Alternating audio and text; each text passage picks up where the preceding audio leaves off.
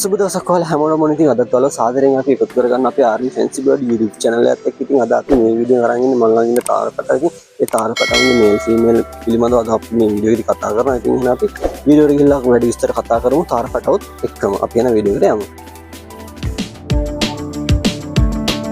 ඉතින් ඔයාලා පේනවා ඉතින් මගේ අතේ දැන් තාරපටව දෙන්නෙක් ඉන්නවා. එක්කෙනෙක් කෑ ගහනවා. මේ ඔය කෑ ගැහුවේ මේල් සතා.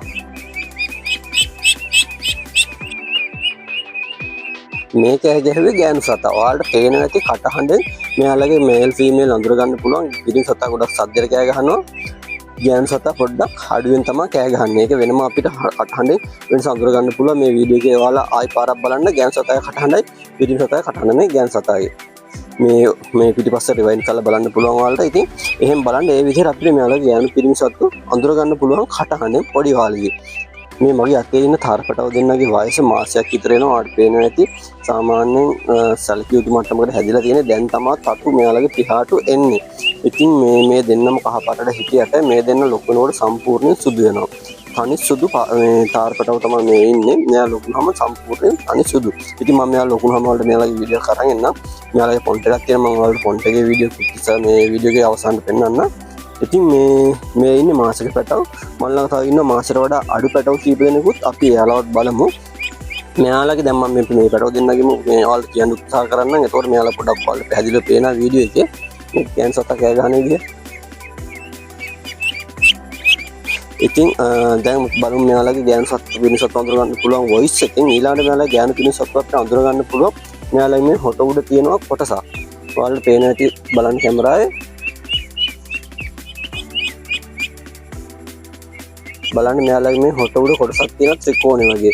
මෙන්න මේ ත්‍රිකෝණය වගේ කොටස ගොඩක් ලොකුවට සාමාන්‍යයෙන් ෆ්ලැට් වෙලා එන්නේ තාරාවේගේ.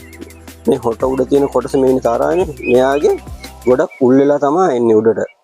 ගොඩක් උල් හැඩයක් වගේම උඩට එනවා. ෆ්ලැට් ගතිය අඩුයි මේ. මම කියන්නේ හොටේ සම්පූර්ණ කොටස නෙමෙයි.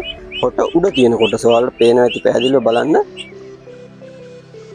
ඒකෙන් තමයි අපිට අඳුර ගන්න පුළුවන් මේ තාරාවේගේ ලොකුවට මේ සාමාන්‍ය මට්ටමකට පැද්දගතියක් තියෙනවා.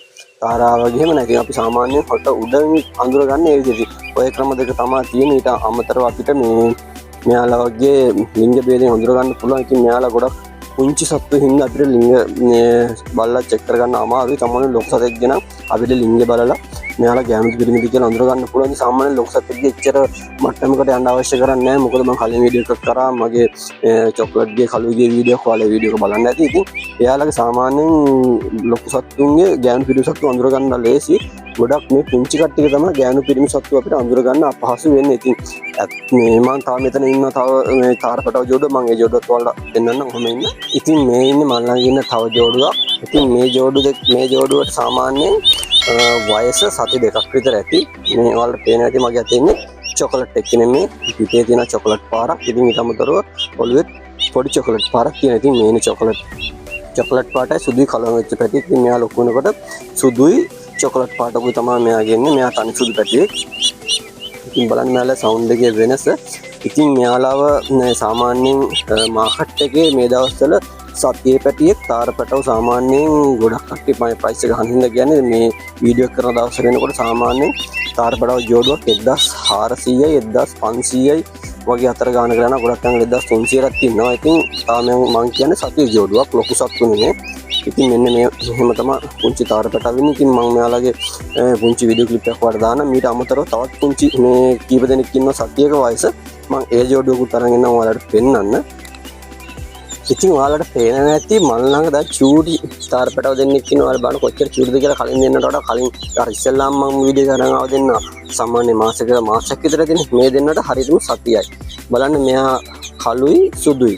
බලන්න මෙයා ලස්සන මේ බම්ප් දෙකක් තියෙනවා. උඩ කළු පාට ලස්සනට බෙදිලා පිටේ තියෙන කළු පාට මෙයා නම් ලොකුනම ගොඩ ලස්සනදී මෙයා තනි සුදු පැටියෙක්.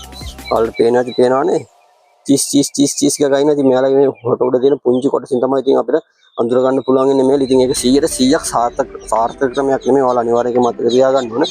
ඒකේ මේ වෙනස් වෙන්න පුළුවන්. ප්‍රායෝගිකව ගත්තහම සාමාන්‍ය තාරාවන්ගේ මේල් ෆීමේල් පුංචිම කාලේ හොයන එක සාමාන්‍යයෙන් ගොඩක් මට්ටමකට ලොකු ගැටලුවක්. ඉතින් අපි අර මේ සාමාන්‍යයෙන් අපි සාමාන්‍ය මට්ටමකට 150ක් වගේ තමයි මේ percentage එක තියෙන අපි මේ කරන ක්‍රමේ ෆොටෝ උඩින් හොයන එක. ඉතින් ඊට අමතරව ඔයාලට පුළුවන් නම් ලොකු සත්තු ගන්න පුළුවන් නම් හරියට මේල් ෆීමේල් සත්තු බලලා ඔයාලට ගන්න පුළුවන්. මේ ලොකු කට්ටිය ගන්නවා නම් පොඩි කට්ටිය ගන්න නැතුව සාමාන්‍ය පොඩි කට්ටිය ගන්නවා නම් ඔයාලා අඩුම තරමේ 4-5 දෙනෙක්වත් අරන් යන්න. එතකොට අනිවාර්යෙන් ඒ ගොඩේ ගෑනු පිරිමි සත්තු අනිවාර්යෙන් කලවෙන්නේ අනිවාර්යෙන්ම ඉන්න නිසා. ඉතින් අර ජෝඩුවක් විතරක් අරන් යන වෙලාවට අරන් යන ජෝඩුව විතරක් පිරිමි සත්තු හරි ගෑනු සත්තු හරි දෙන්නේ විතරක් වුණොත් එහෙම ඔයාලට ලොකු වුණාම යාළුව කාත් එක්ක හරි මාරුවක් දාගන්න හරි නැත්නම් පෙට් ෂොප් එකකින් ඉල්ල ගන්න හරි මාරුවක් දාගන්න හරි සිද්ධ වෙනවා. ඉතින් ඔයාලට ඔන්න ඔය විකල්ප තමයි කියන්නේ. ඉතින් පේන නැති චූටි පැටව කෑ ගහනවා.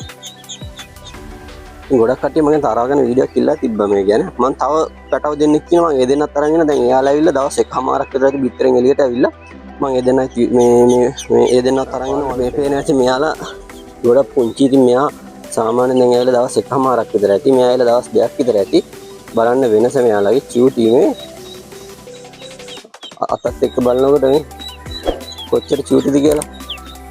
හරි ඉතින් ඔන්න ඔහොම තමයි ඉතින් තාර පැටව ඉන්නේ. තාර පැටව ගොඩක් කට්ටිය මගෙන් ඉල්ලා තිබ්බා. ඉතින් ඉල්ලන හැමෝටම කියන්නේ ගොඩක් කෝල් එනවා. කෝල් එන හැමෝටම මට මේ තාර පැටව දෙන්න තරම් මං ළඟ මේ ලොකු කැපැසිටි එකක් නැහැ තාර පැටවන්. ඉතින් මම කතා කරන කට්ටියට ඉතින් මේ සාමාන්‍ය ලංක පහත කට්ටියට ගොඩක් වෙලාවට ලංකා හැමදැනින්ම වගේ කෝල් එනවා. ඉතින් එහෙන් ගත්තාම මම ඉන්න ප්‍රදේශයේ අවට කට්ටියට මම ගොඩක් වෙලාවට තාර පැටව යවනවා. ඒ වෙලාව යාලා ඇවිල්ලා අරගෙන යනවා. ඉතින් අර ඉල්ලන ඔක්කොටම දෙන්න විදියක් නැහැ. ඉතින් ඒ ගැන මම කනගාටු වෙනවා.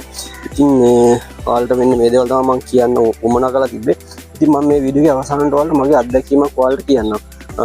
එක මගේ යාළුවෙක් ඉන්න එයා තාර පැටව කීමේ තාරාව සෙට් එකක් අරන් ඇවිල්ලා සාමාන්‍යයෙන් බිත්තර දාන වයස වගේ. සාමාන්‍යයෙන් මෙයාලා මාස 4ක් විතර යනකොට බිත්තර දානවා. මාස 4ක් 5ක් යනකොට බිත්තර දානවා. එයා අරන් එලා තිබ්බ සත්තුන්ට වයස මාස 4ක් 5ක් විතර ඇති. ඒ අරන් ආව සත්තු එයා කියලා තියෙන්නේ කොහොමද සත්තු 10 දෙනෙක් අරන් එලා තිබ්බා පිරිමි සත්තු දෙන්නයි ඉන්නේ කියලා. පිරිමි සත්තු දෙන්නයි කියලා කිව්වට අපි මේ ඔයාලා කලින් වීඩියෝ එක දකින්න ඇති තාරාවේ පිටිපස්සේ මෙන්න මේ ටේල් එක කව් වෙලා තියෙන පිරිමි සත්තු වගේ. ඉතින් ඒ වගේ සත්තු දෙන්නයි හිටියේ. අනිත් ඔක්කොම එහෙම ටේල් එක කරකිලා නැහැ. ඒ වුණාට හඬ මං ගිහිල්ලා බලනකොට ඔක්කොම මේල් සත්ත්වෙක්ගෙන් මේ මේල් සත්තුන් කටහඬ තමයි එන්නේ. බලනකොට මේ සත්තු බිත්තර දාන්නේ නැහැ. මාස දෙකක් විතර තිබ්බා. මම ඊට පස්සේ කිව්වා මේ ඉන්න ඔක්කොම පිරිමි සත්තු කියලා. එයාට ඒ ගත්ත තැනින් මේ සත්තු දීලා තියෙන්නේ. යාලා මෙන්න මේ කෙරවල එන ටේල් එක තියෙනවනේ.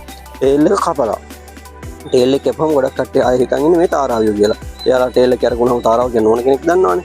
ඒ වගේ අර ටේල් එක කපලා තාරාවියෝ කියලා තමයි යාලා දීලා තියෙන්නේ. එයාට විකුණ ගන්න විදියක් නැතුව තමයි ඉඳලා තියෙන්නේ ඔක්කොම පිරිමි සත්තු හින්දා. ඊට පස්සේ අර යාළුවට දීලා ඊට පස්සේ ආයෙ පස්සේ ගිහින් කිව්වට යාළුවා පිළිගත්තේ නැහැ. ඒක මේ ආයෙ රිටර්න් කරන්නත් බැරි වුණා. ඉතින් ඔය වගේ ගැටලුවකට මුහුණ දුන්නා. ඉතින් ඔයාලා සාමාන්‍යයෙන් තාරාව ගන්න යනකොට ඔය වගේ වංශාකාරයෝ ඉතින් ඉන්නවා මේ අපේ රටේ. ඉතින් ඔයාලා දෙයක් කරනකොට කල්පනාවෙන් හරි දේ හොඳට බලලා කරන්න ඔයාලා අනිවාර්යෙන් ඉගෙන ගන්න. මොකද ගොඩක් තැන්වල තියෙන බොරුව. ඉතින් ගොඩක් වෙලා තාරාව රට හොයාගන්න අපහසුයි. ඉතින් ඔයාලට මම මේ කියන්න ඕනේ මේ ඉන්නේ පාත්‍යෝ නෙමෙයි තාරාව. ලස්සනට හදන්නේ සුදු පාටට මේ යාලා පාත්‍යෝ නෙමෙයි. ඔයාලට පේනවා ඉතින් ඔන්න ඔය ටික තමයි මට කියන්න ඔයාලා කියන්න ඕනේ. මේ වීඩියෝ එක බලන ඔයා අපේ channel එකට අලුත් වෙන්න subscribe කරලා එකතු වෙන්න. අනිවාර්යයෙන්ම තාරා පැටව ඇති කරන ඔයාලා තව යාළුවෝ ඉන්නවනේ තාරාව හදන කට්ටිය ඉන්නවනේ මේකේ වචනයක් හරි ඉගෙන ගන්න යාළුවා ෂෙයා කරන්න. අනිවාර්යයෙන්ම කියන්න ඕනේ බොරුකාරයන්ට අහු වෙන්න එපා. කල්පනාවෙන් ගන්නකොට බලලා ගන්න. මේ දන්න කෙනෙක් එක්ක එක්කන් යන්න නැත්නම් මොකද සාමාන්‍ය මං කියන්නේ ජෝඩු දෙක තුනක් ගන්නකොට නෙමෙයි. සාමාන්‍යයෙන් මේ සත්තු 10ක් 15ක් වගේ ගන්නවා නම් ඔයාලා අනිවාර්යයෙන්ම දන්න කෙනෙක් එක්ක යන්න පුළුවන් නම් ගොඩක් වටිනවා. මොකද ඔයාලට ඕන දෙයක් කියලා යාළුවා රවට්ටන්න පුළුවන්. අන්න ඒ නිසා ඉතින් එහෙම කරපු කට්ටිය මට කෝල් වෙනවා. කෝල් වහම යාළුවත් එක්ක කතා කරාම මට තේරෙන එකම දේ ඉතින් යාළුවා රවට්ටන එක තමයි ගොඩක් කට්ටිය කරලා තියෙන්නේ. කුකුල් පැටවුන්ගෙත් ඔය ප්‍රශ්නේ තියෙනවා. කිකිලියෝ කියලා දෙන්නේ කුකුල් පැටව. ඉතින් ඔය වගේ සාමාන්‍යයෙන් ගැටලු තියෙන අර නොදන්න කම නිසා ඔයාලව රවට්ටන්න තියෙන chance එක වැඩි. ඉතින් මතක් කරන්න ඕන අපි subscribe කරන්න නැවත වතාවක්. එහෙනම් ඉතින් මම අද ඔයාලෙන් සමෝරන් යනවා. මේ වීඩියෝ එක share කරන්න කියලා මතක් කරන ගමන් ඔයාලට සුබ දවසක්. මම අද රජින් යන ඊළඟ වීඩියෝ එක නැවත හමු වෙන බලාපොරොත්තු. මේ RV Sensible YouTube channel මම RV